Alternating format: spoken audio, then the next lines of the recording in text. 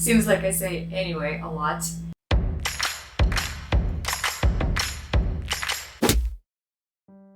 Hi everyone, and welcome back to my art channel. I know it took me a little while to post this next video as well, and I know that a lot of you have been waiting for this video for a while now. The reason why it takes me so long to post these videos is because I am pretty new to this whole, making videos and editing and everything. On the top of that, I've been having some technical issues with my computer and with my old editing program that I've been using for my previous videos, so I've been trying to work that out. And now that I finally did, I hope making videos and posting them will go so much smoother from now on. So I hope I'll end up posting them so much more often. So in my previous video, I have attempted something that I always wanted to but never had enough courage to do so, and that's miniatures. Yep, those were my first miniatures. I did make some small items before, but those were American Girl doll shoes for my nieces. But other than that, I haven't attempted anything else as far as doll accessories go. And yeah, I made a pair of glasses for my doll and a couple of penny-sized paintings, which I'm going to incorporate into her outfit. So if you haven't seen that video, as always, its link is going to be in the descriptions down below, so you can take a look at it whenever you want. And in this video, I am finally going to tackle her outfit. And this part is especially exciting for me because I have been in love with doll clothes ever since I was a little girl. What sparked the love for doll clothes in me was actually my mom.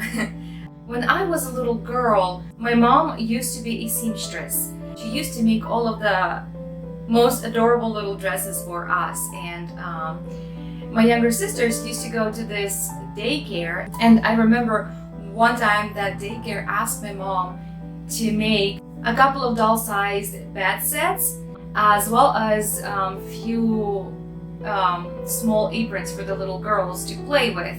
And I remember as a little girl sitting there watching her make the most adorable little bedspreads and little tiny pillows and those little aprons, and I was just enthralled with her work. They were absolutely gorgeous. So ever since then, I fell in love with doll clothes making, and I remember that I would steal bits and pieces of a fabric scraps from her stash, and I would also steal needles and thread from her, and I would hide them under my mattress, and when mom was away, I would take them out and I would practice making doll clothes. So yeah, in this video, I'm going to start making her outfit, and in order to not drag this intro any longer than I already have, I will explain what I'm planning to do with her outfit as I go, so let's just get right into it. Alright, let's talk about her outfit. For her outfit, I want to make this particular little school girl dress, I guess. I'm not sure what else to call it. If you guys know what to call this outfit, then let me know in the comment section down below.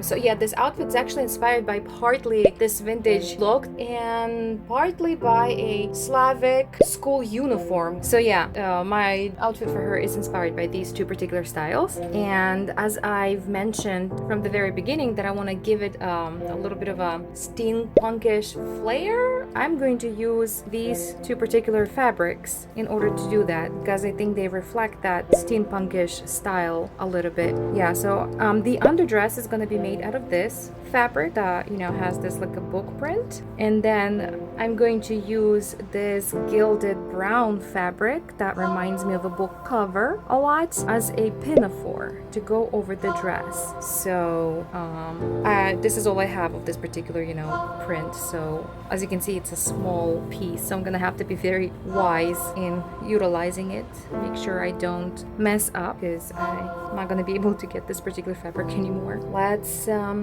get started. In order to make the dress, I'm going to have to make a custom pattern for this particular body shape.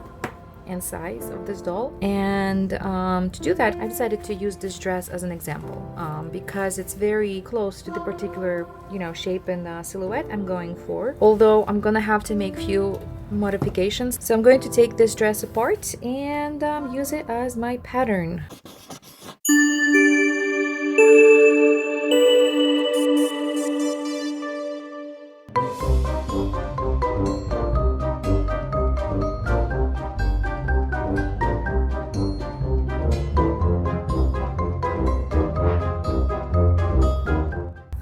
There's this benefit in taking apart some of the old clothing because it gives you an idea how it was put together.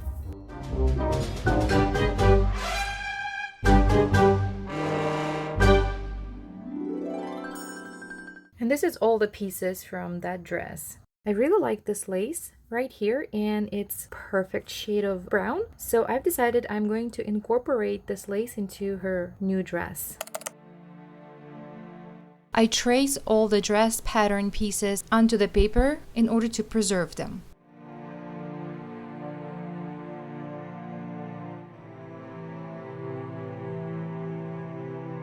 Then I proceed to cut them out.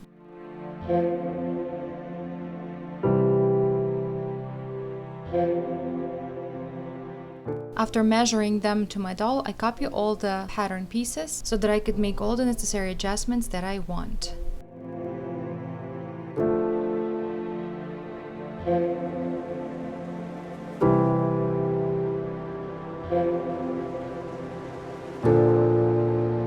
So normally I probably wouldn't do this because, extra time and extra work. But since I only have a very small amount of this particular fabric left, I am going to make a little mock-up bodice of the dress to see if pattern actually fits right and everything. And in order to spare you all, I'm just going to quickly put it together off camera.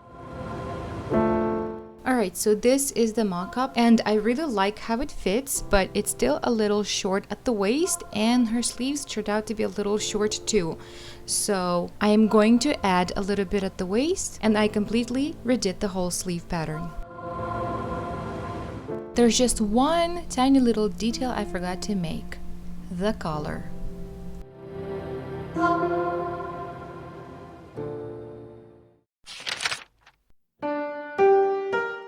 I pinned the pattern of the bodice to the fabric. You don't necessarily have to separate the back and the front piece of the pattern at the shoulders because you're still gonna have to sew it back together. But I did it anyway because the print of my fabric demanded it. Then I measure how much I need to add to the waist and mark it up directly on the fabric. And then I proceed to cut it out.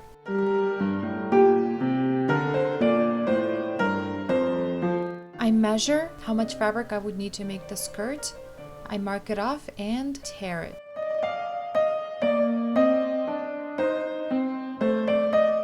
I tear off another about 2 inches wide strip for the ruffle that will be added to the bottom of her skirt. I fold the remaining piece of fabric twice over and cut out both sleeves in one go. And then I use whatever is left of it to cut out the collar.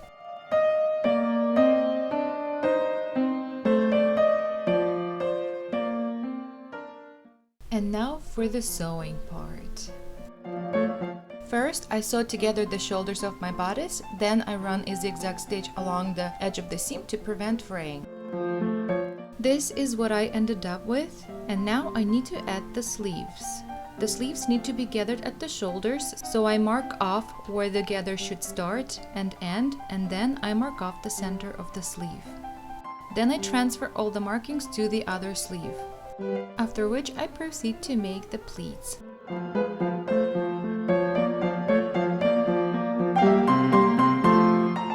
When I'm satisfied with them, I do the same thing to the other sleeve, and then I stitch the pleats to secure them. Looks great! Time to attach them to the bodice of the dress.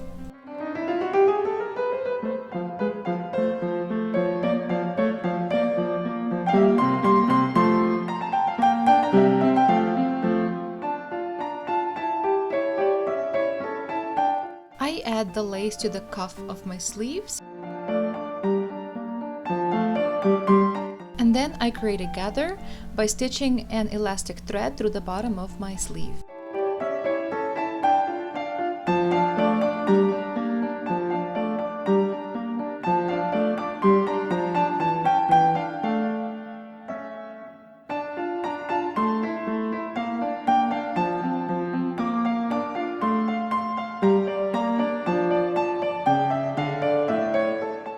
Now I need to add the collar. I double the collar and stitch it only on one side. Then I cut it out and snip away little wedges on the curve of the collar for easier turnover.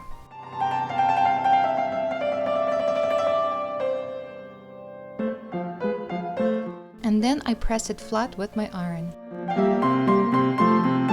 And now I need to finish off the button placket.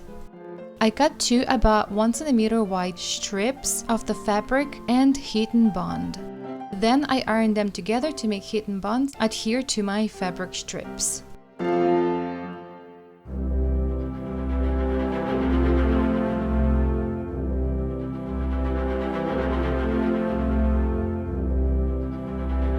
Then I stitch it to the bodice of the dress and finish off my button placket by pressing it flat with my iron, making heat and bond melt and secure my edges.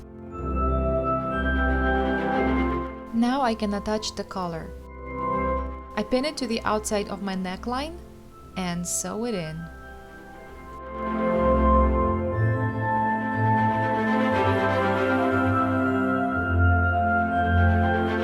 After securing my seam with the zigzag stitch, I give it a few snips to reduce the bulking, and then press flat that seam on the inside with the back stitch underneath the collar.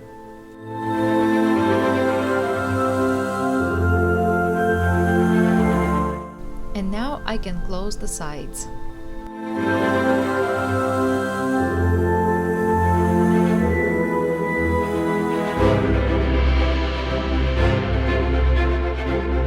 All that's left is to add the skirt and our dress is finished. First, I sewed together all the pieces of the ruffle strip, then attach the lace to the bottom of it. Then I create the ruffle with the help of my gather foot.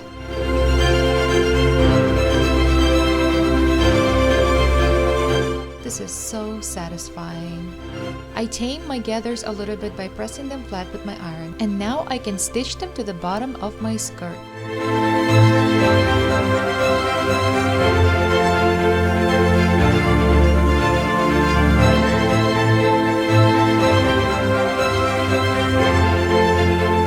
And I finish off my dress by joining the bodice with the skirt. Secure all my seams with the zigzag stitch to keep from fraying, and attaching snaps to the button placket.